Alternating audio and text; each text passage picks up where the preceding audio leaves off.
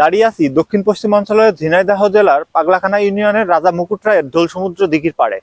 52 বিঘা জায়গা নিয়ে জুড়ে থাকা এই বিশাল জলাশয় শুধু পর্যটক স্পট নয়, শত শত বছর আগে রাজা মুকুট রায় তার প্রজাদের তৃষ্ণা মেটাতে খনন করেছিল এই অমূল্য সম্পদ। কিন্তু গল্পটা এখানেই শেষ নয়, গল্পটা এখান থেকেই শুরু। লোকমুখে প্রচলিত আছে দিঘি খনন করার পরেও দিঘিতে পানির দেখা পাওয়া যায় না।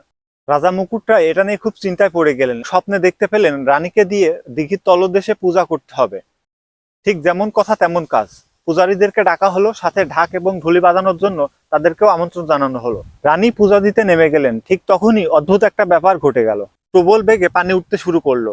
উপরে প্রজাদের উচ্ছ্বাস, ঢোল বাদ্যযন্ত্রের তুমুল আওয়াজ, কারো কানেই পৌঁছালো না রানীর আর্তনাদ। সেই উচ্ছ্বাসের শব্দের সাগরে হারিয়ে গেলেন রানী। ঢোল আর সমুদ্র মিলেই জন্ম নিল এই ঢোল সমুদ্র নামের ইতিহাস।